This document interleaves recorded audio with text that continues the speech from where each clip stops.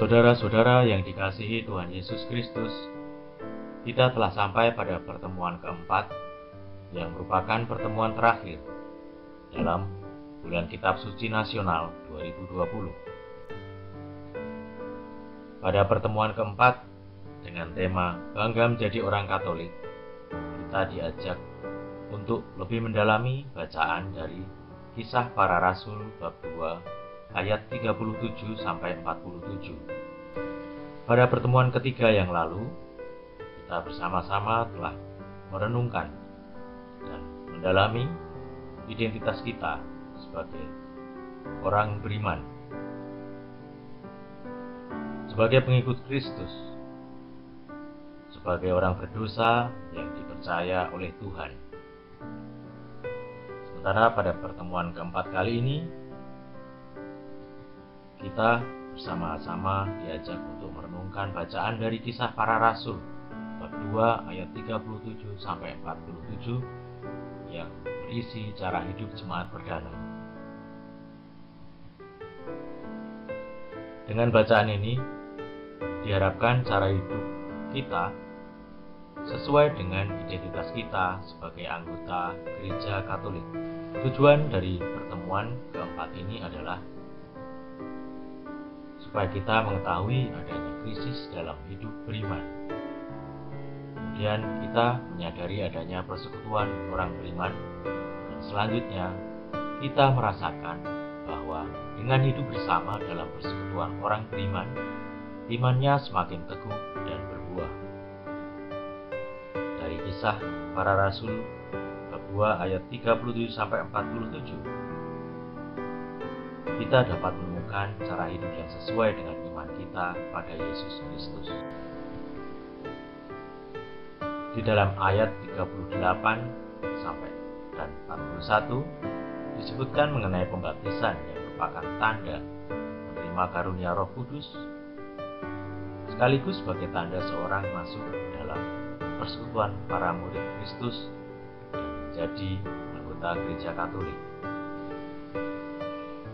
Pada ayat 42 disebutkan bahwa jemaat perdana bertekun dalam pengajaran rasul-rasul supaya dapat hidup sesuai dengan kehendak Tuhan. Jemaat perdana mendengarkan ajaran Tuhan Yesus yang disampaikan oleh para rasul. Pada ayat 42 juga disebutkan jemaat perdana hidup dalam persekutuan, yang dapat diartikan sebagai hidup menjadi sebuah keluarga dengan suasana saling mengasihi.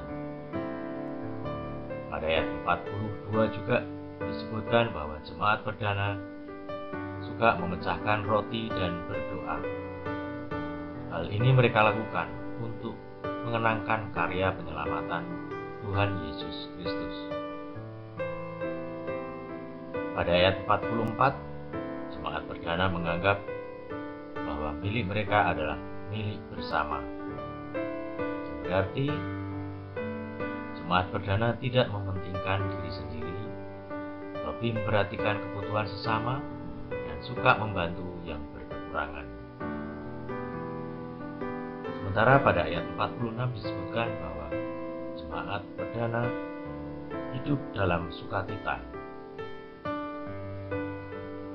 Jemaat perdana hidup dalam sukacita karena mereka telah mengalami karya penyelamatan Kristus, dan mereka bersyukur atas semua yang telah dilakukannya.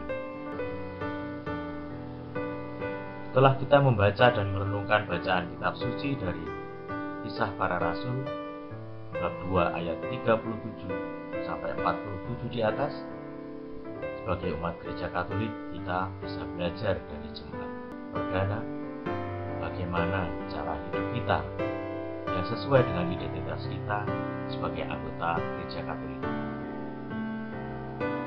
Jika disebutkan bahwa jemaat perdana bertekun dalam pengajaran rasul-rasul, maka saat ini kita juga dapat bertekun dalam pengajaran rasul-rasul dengan cara tekun membaca dan merenungkan kitab suci, baik itu dilakukan secara pribadi maupun secara bersama-sama. Jika jemaat perdana hidup dalam persekutuan, maka kita saat ini juga bisa berkumpul dengan dasar saling mengasihi. Disebutkan juga jemaat perdana suka memecahkan roti dan berdoa. Saat ini, pada saat kita merayakan Ekaristi, kita mengikuti tata cara jemaat perdana, yaitu untuk mengenang karya penyelamatan Allah. Jemaat perdana memandang bahwa milik mereka adalah milik bersama.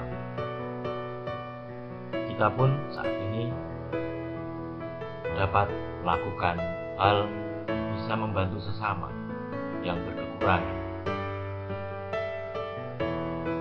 Disebutkan juga jemaat perdana hidup dalam sukacita,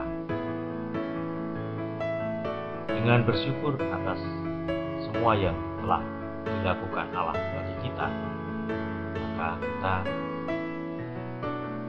sesuai dengan apa yang telah dilakukan oleh jemaat perdana. Dengan meladani cara hidup komunitas jemaat perdana bersama para rasul, semoga kita menjadi semakin bangga sebagai orang Katolik, serta lebih diteguhkan dalam iman akan Yesus Kristus. Dengan hidup sesuai dengan identitas kita sebagai umat Katolik, kita semua diutus untuk mewartakan kabar gembira. Semoga Tuhan memberkati kita semua.